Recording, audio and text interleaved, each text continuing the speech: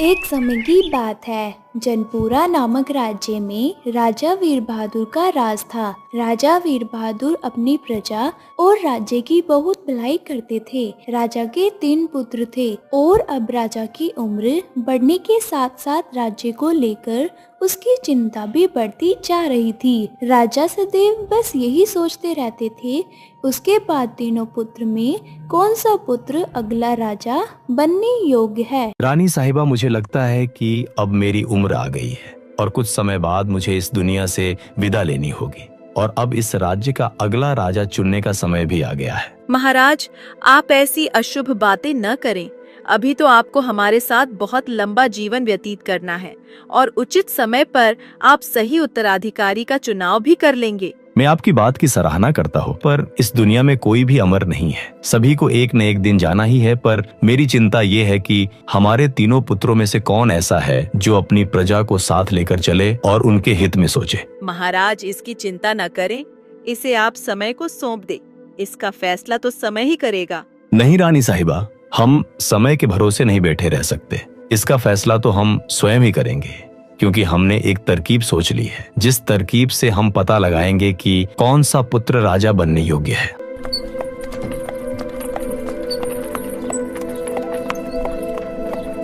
अगले दिन राजा अपने बचपन के मित्र श्याम से मिलने जाता है। कैसे हो मेरे मित्र श्याम? अरे ये क्या, इतने महान महाराज इस गरीब की कुटिया में कैसे? अरे श्याम, सबकी नजर में मैं इस राज्य का राजा हूँ, पर तुम्हारा तो बचपन का मित्र ही हूँ। श्याम, मैं तुम्हारे पास एक मदद के लिए आया हूँ जो सिर्फ तुम ही कर सकते हो। मैं गरीब आपकी क्या मदद कर सकता हूँ महाराज? आपके पास तो ईश्वर का दिया हुआ पूरा राज्य है। हाँ, तुमने सही कहा श्याम, और इस राज्य की भलाई के लिए ही मुझे तुम्हारी मदद चाहिए। ठीक है महाराज, बताइए मैं कैसे आपकी मदद कर सकता हूँ। तो बात यह है कि कुछ समय बाद मेरी हालत ऐसी नहीं रहेगी कि मैं इस राज्य को चला सकूं। मुझे अपने तीनों पुत्रों में से किसी एक को अपनी राजगद्दी सौंपनी होगी, पर देखना यह है कि मेरे तीनों पुत्रों में से कौन राजा बनने योग्य है। यह पता लगाने के लिए तुम्हें मेरे साथ एक नाटक रचना होगा।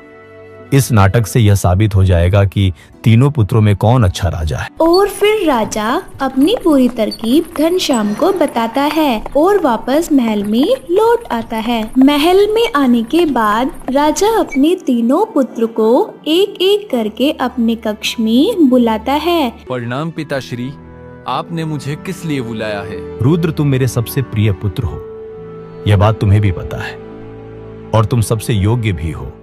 इसलिए मैं चाहता हूँ कि मेरे बाद तुम्हें मेरी राजगद्दी का उत्तराधिकारी चुना जाए। यह तो मेरे लिए सौभाग्य की बात होगी पिताजी। ठीक है पुत्र, अभी तुम जाओ, और हाँ, हमारे बीच हुई इस बात को किसी को मत बताना कि मैंने तुम्हें अगले राजा के रूप में चुना है। थोड़ी देर बाद राजा अपने दूसरे पुत्र कृष्णा को अपने पास बुलाता है और उसे भी वही बात दोहराता है कि वो अगला राजा बनेगा। फिर थोड़ी देर बाद राजा का तीसरा पुत्र अरुण अंदर जाता है।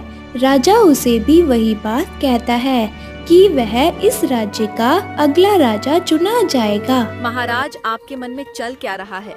आपने तो तीनों राजकुमारों से सिंहासन का वादा कर दिया। महारानी, मुझे पता है कि आप इस बात से हैरान हैं, पर यह मेरी योजना का हिस्सा है। मुझे यह देखना है कि हमारा कौन सा पुत्र सच्चाई, कर्तव्य और अपनी प्रजा के प्रति वफादार रहेगा, और जो भी इस परीक्षा में सफल हो जाएगा वही इस राज्य का सच्चा राजा बनेगा। तीनों भाई यह बात सुनकर बहुत खुश थे, लेकिन वो इस बात से बिल्कुल अनजान थे कि सिंहासन पाने के लिए उन्हें एक कठिन परीक्षा से गुजरना होगा। अब कई दिन बीत चुके थे और फिर एक दिन राजा ने अपने तीनों पुत्रों को दरबार की सभा में बुलाया, जहां एक कैदी मौजूद था, और वह कैदी और कोई नहीं बल्कि श्याम ही था, जो कैदी बनने का नाटक कर रहा था। पिताश्री, इस कैदी का अपराध क्या है? इसे कौन सी सजा मिलने वाली है? इस कैदी को फांसी की सजा दी जाने वाली है, और आज ही के दिन। ऐसा क्या अपराध किया है इसने पिताश्री, जो इसे फांसी की सजा दी जा रही है? इस मूर्ख ने भरे बाजार में हमें यानी राजा वीर बहादुर को गालियां दी है, हमारा अपमान किया है, और हमारा अपमान अर्थात मृत्यु दंड। ये आप क्या कर रहे हैं पिताजी? इतने छोटे अपराध के लिए इतनी बड़ी सजा, ये तो अन्याय है। अब क्या तुम मुझे न्याय और अन्याय के बारे में बताओगे? इसने मुझे भरी सभा में अपशब्द कहे हैं। इसे मृत्यु की सजा देने के अलावा मेरे पास और कोई विकल्प नहीं है। ये तो गलत है पिताजी। आखिरकार प्रजा को भी अपनी बात रखने का अधिकार होना चाहिए। यदि कोई सीमा से बाहर निकलकर अपशब्द कहता है तो उसे दंड अवश्य मिलना चाहिए, किंतु इतने छोटे से अपराध के लिए सजाए मौत तो किसी भी तरह उचित नहीं है। पिताश्री, क्षमा चाहूंगा, परंतु मैं आपके इस निर्णय के विपरीत हूँ। ठीक है, तो और कौन है जिसे हमारे इस निर्णय से आपत्ति है, और कौन इस अपराधी के पक्ष में है? जी पिताजी, यह सही नहीं है। मैं भी आपके इस निर्णय के खिलाफ। मैं भी इसके खिलाफ हूँ पिताजी। अरे वाह, मेरे पुत्रों को सही गलत का अनुभव तो है। वो जानते हैं कि कौन सा दंड किस सजा के लिए उचित है। तो ठीक है, आप तीनों एक एक कर हमारे कक्ष में आइए। राजा अपने कक्ष में पहुंचकर सबसे पहले राजकुमार अरुण को बुलाते हैं। जी पिताजी। तो राजकुमार अरुण, तुमने मन बना लिया है कि तुम इस अपराधी को मृत्यु की सजा नहीं देना चाहते। जी पिताजी, मुझे भी यही लगता है कि एक छोटी सी गलती के लिए इतनी बड़ी सजा तो अन्याय है। ठीक है, अगर तुमने फैसला कर ही लिया है तो इस कैदी को बचाने के लिए तुम्हें कीमत चुकानी होगी। मैंने तुम्हें जो सिंहासन देने का वचन दिया था, तुम्हें उस सिंहासन को हमेशा के लिए त्यागना होगा। क्या तुम यह कीमत चुका सकते हो? पिताजी, यह आप क्या बात कर रहे हैं? एक आम व्यक्ति के लिए मैं अपना भविष्य दांव पर नहीं लगा सकता। आप उसे मृत्यु दंड दे दीजिए, मुझे कोई आपत्ति नहीं। जब बात सिंहासन पे आई तो न्याय अन्याय सब भूल गया। ये तो राजा बनने के योग्य बिल्कुल भी नहीं है। ठीक है अरुण, मैं समझ गया, अब तुम जाओ। फिर थोड़ी देर बाद राजा राजकुमार रुद्र को अपने कक्ष में बुलाता है और उसे भी वही कहता है। बेटा रुद्र, अगर तुम चाहते हो कि इस अपराधी को सजा न दी जाए तो तुम्हें इसके लिए अपने सिंहासन को त्यागना होगा, जिस सिंहासन का वचन मैंने तुमसे किया था। नहीं पिताजी, ये असंभव है। एक मामूली अपराधी की खातिर मैं अपने भविष्य का सौदा नहीं कर सकता। ये मुझसे ना हो पाएगा। आप मेरी बला से क्षण भर में इसे सूली पर चढ़ा दीजिए, मुझे कोई आपत्ति नहीं है। दूसरे राजकुमार के मुख से वही बात सुनने के बाद राजा बहुत निराश होता है, क्योंकि उसका पुत्र भी सिंहासन के लालच में अच्छे या बुरे का अंतर भूल गया। अब राजा की आखिरी उम्मीद उसका तीसरा पुत्र कृष्णा था, और कुछ देर बाद कृष्णा भी कक्ष में आता है। जी पिताजी, कहिए। कृष्णा बेटा, क्या तुम उस अपराधी को मृत्यु दंड से बचाने के लिए तैयार हो? जी पिताश्री, निसंदेह मैं इस अन्याय के खिलाफ हूँ। न्याय यही कहता है कि जितना बड़ा अपराध हो, दंड भी उसके अनुसार ही दिया जाना चाहिए। ना तो किसी बड़े अपराध के लिए छोटी सजा होनी चाहिए और ना ही किसी छोटे अपराध के लिए बड़ी सजा। तुम्हें याद है, मैंने तुमसे राजगद्दी देने का वचन किया था।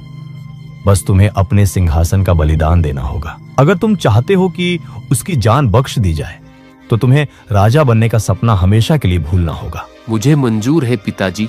दुनिया का कोई भी सिंहासन किसी व्यक्ति के जीवन से बड़ा नहीं होता, और अगर मैं अपनी प्रजा के साथ ही अन्याय होने दूं तो मुझे राजा बनने का कोई भी अधिकार नहीं है। राजा वीर बहादुर अपने पुत्र कृष्णा की यह बातें सुनकर प्रसन्न हो जाते हैं। आखिरकार मुझे सिंहासन का सही हकदार मिल ही गया।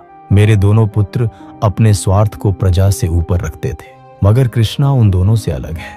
कृष्णा प्रजा को न्याय दिलाने के लिए अपना सिंहासन त्यागने के लिए तैयार है। कृष्णा मेरे वीर पुत्र, तुम परीक्षा में सफल हुए। कैसी परीक्षा पिताश्री? चलो पुत्र, मैं तुम्हें उस अपराधी से मिलवाता। कृष्णा उस कैदी को देखकर हैरान था, क्योंकि अब उसने साफ और अच्छे वस्त्र पहने थे। कृष्णा इस सोच में था कि क्या वही अपराधी है। मेरे वर्तमान और भविष्य के महाराज, आप दोनों को मेरा प्रणाम। पिताश्री, ये क्या? ये तो वही अपराधी है जिसे मृत्यु दंड मिलने वाला था। हाँ पुत्र, यह वही आदमी है, पर इसने कोई अपराध नहीं किया है और ना ही इसे कोई सजा मिलने वाली है।